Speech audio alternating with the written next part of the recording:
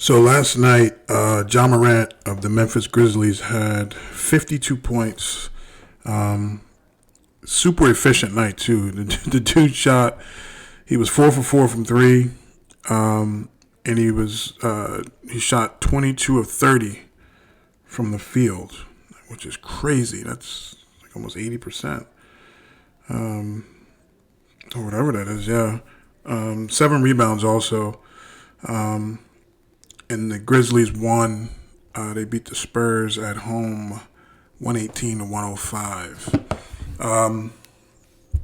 Obviously, an extremely successful night. Then, if you saw any of the highlights, more impressed. He caught a body, dunked on somebody at one point. Threw up a last-second shot that was kind of wow. I don't even know how he caught it and was able to get a shot out of it. I think to end maybe the third quarter or something like that. It was just one of his nights.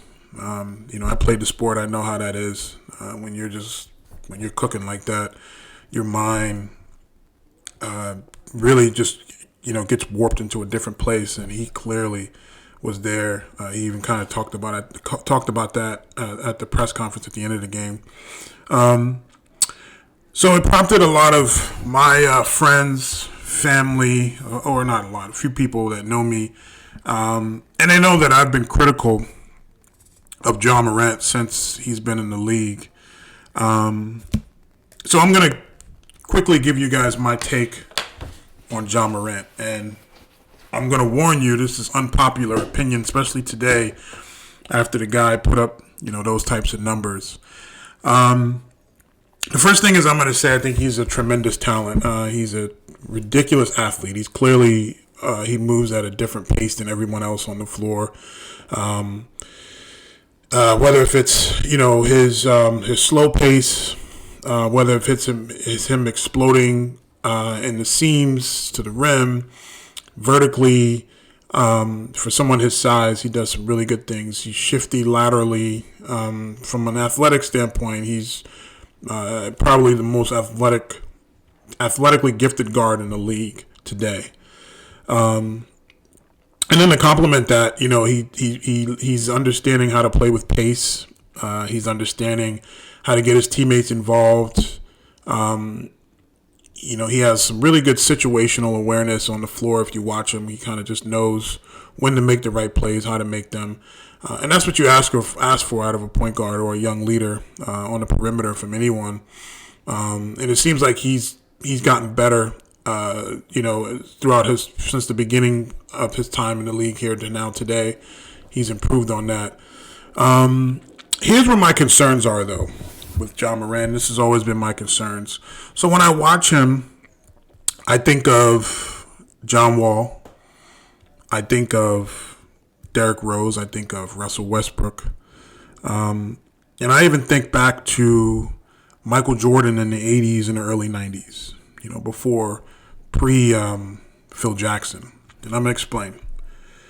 So today, John Wall is a 32% three-point percentage shooter for his career. Derrick Rose is a 32% career three-point shooter. And Ja Morant currently is a 32% career three-point shooter, which is not terrible. But when you watch Ja Morant play, he basically gets wherever he wants on the floor, and a lot of what he does is based on his athletic ability, getting to the rim, getting in the seams. That's basically that's his game.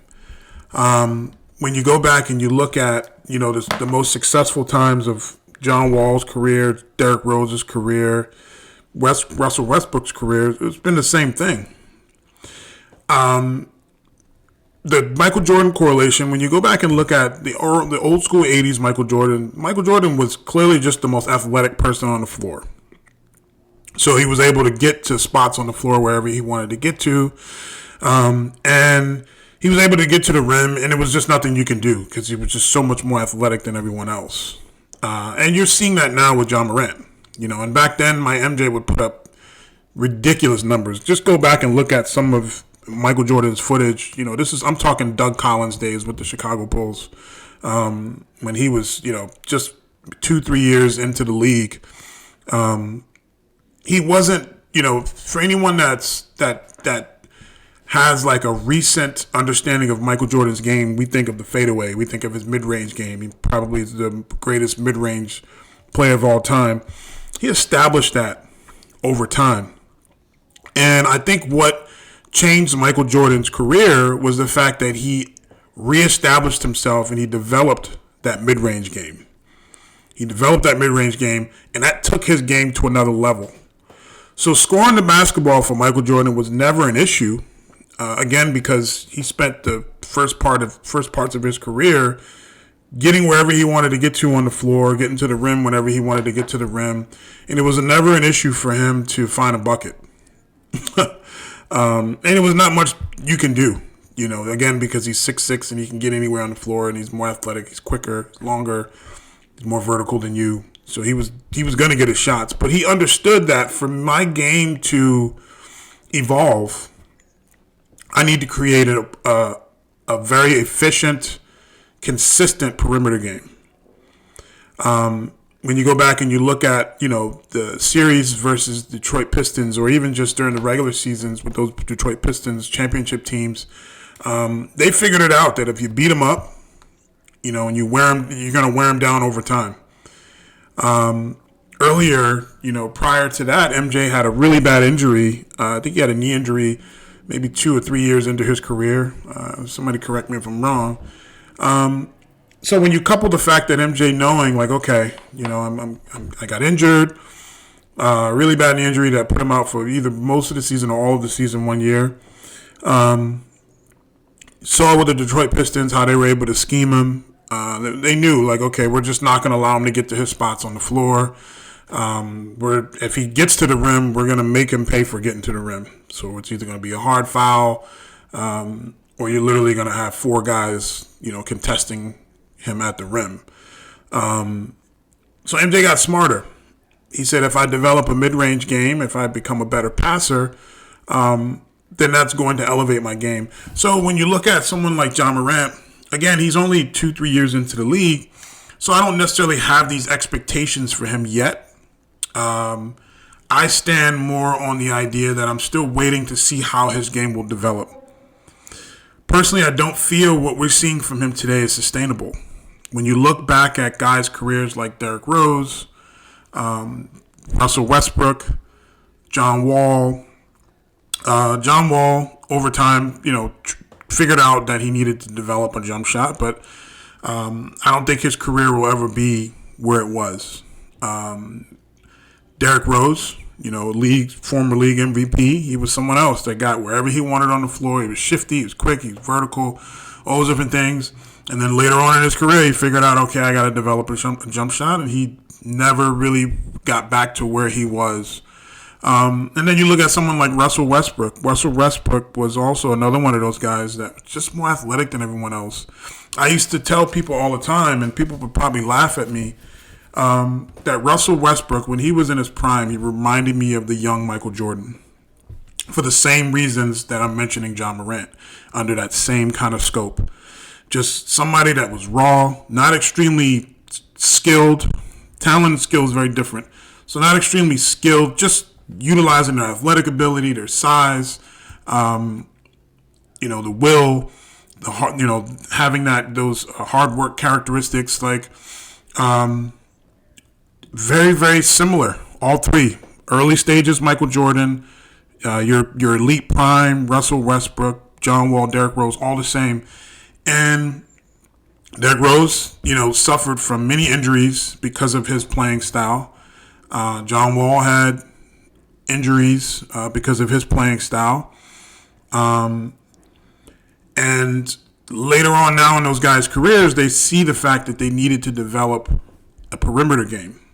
And Ja Morant, albeit he can shoot, but he's not really a perimeter player. He can shoot. You leave him open, he'll shoot. He shoots 32%. Last night he was 4 for 4 from 3. But if he can, in my mind, if he continues to play the way that he plays, I'm going to just say we've seen this story before. It's going to be a Russell Westbrook situation. It's going to be a John Wall. It's going to be an early stage Michael Jordan. What made Michael Jordan great is the fact that he was able to adjust his game. He was able to adjust his game to a perimeter game. That's why I'm still hesitant and I'm still waiting to see what Ja Morant does, because how he plays today, in my opinion, is not sustainable over the course of a 10, 15-year career. It's just not. When you look at all of your great ones, you look at even guys like Kobe. Kobe kind of came into the league the same way, and then over time he did what MJ did. He developed a mid-range game because he understood that me continuing to get to the rim the way that I am, getting beat up this way, it's just running the treads low, and it's not sustainable for a long career. Kobe played for 20 years because he was able to elevate and evolve his game into the perimeter. So I know everyone's on their excitement. They've taken the excitement pill for Ja Morant. And I'm happy for him. I mean, he's from South Carolina. That's my roots. I think he comes off as a genuinely good kid. I obviously don't know him, but he comes off like he's a genuinely good kid. And what I also like, too, is I always prefer players that elevate teams and players. There's different types of stars, right? So there's you have stars that are just extremely talented, and they can create some success because they're just so talented that regardless of what happens, their team's going to see success. And then I think there are guys that can elevate franchises, to really bring teams up, change the culture of winning, different things of that nature. And I think that's what he's currently doing in Memphis. I mean, they're the third seed in the West. It's pretty amazing how he's been able to elevate that team the way that he has. So, shout out to him. Much respect for for what he's been doing in Memphis. But in his young career, I personally just would like to see him elevate his game a little differently. So, it's hard to say, well, how do you tell someone to elevate their game, when he's potentially an MVP candidate? I'll use this correlation as well. So I'm a Baltimore Ravens fan. Obviously, I'm a huge getting brain fart. Lamar Jackson fan. Lamar Jackson is our quarterback. That's my guy. And Lamar Jackson had a MVP season 2 years ago. Tremendous season. And I think what a lot of people said, and if they didn't say it, they thought it, the season he had was not sustainable because it's not a sustainable way of winning over the course of longevity, right? So did a lot from the pocket, a lot of good things in the pocket, but he did a lot outside the pocket as well, and it made his numbers extremely dynamic, something that we had never seen before. So, albeit he had an MVP season, I think everyone's thought process, people that, had have good understanding of football, or at least watch football enough to know that even with that, Lamar Jackson still needs to elevate his game if he wants to sustain his career. And him doing so is being more efficient in the pocket and doing things in the pocket, that will extend his career for him. So, yes, he was an MVP, but people look at that and say he still needs to elevate his game to a different level. It's the same thing for Ja Morant. So if Ja Morant somehow gets MVP this year, I think that's going to be a false indication of where he is within his career, I think. Because I think he still needs to evolve. You look at someone like Derrick Rose, it was the same thing. He did some really good things in Chicago that year, and he was obviously one of the better players in the league, but he won an MVP, and then you were able to start to see the deficiencies in his game because he did not predicate a lot of what he did on the perimeter. He was a seams guy. He was at the rim. Same thing with Ja Morant. So I know that might not be the most popular opinion, but that's for anybody that's asked me and for people that say to me, yo, you got to put some respect on Ja Morant's name. I definitely respect him. I think he's a stud. I think he's a great athlete. I think he's one of the better players in the NBA. But if we want to see Ja Morant, over the next 5-6 years, still at the top of that list in terms of players, he's got to elevate his game to a perimeter game. Getting to the rim for 10, 15 seasons, it's not going to have it. It's not going to happen. Just ask Russell Westbrook, who's struggling right now, who does not look like the MVP Hall of Fame, first ballot Hall of Famer that we know, because he never really elevated his game. Conversely, I do think Ja Morant's a better player than Russell Westbrook, in my opinion, and that'll be proven over time. But for Ja Morant to truly have a sustainable career, he's going to have to elevate his game by creating a perimeter shot. Talk to MJ. He'll tell you how he changed his approach to playing basketball from the 80s to the mid-90s because he knew that he had to elevate and he had to evolve. So that's my take on Ja Morant. The season is starting to cook now. We're past the All-Star break. Some good games. The East is very tight right now in terms of who's going to come out of it. There's a lot of parity in the NBA right now, so I think we're in the mix of, as long as everyone's healthy, I think we're kind of in the running for a very successful season, in that we're going to see some really good games.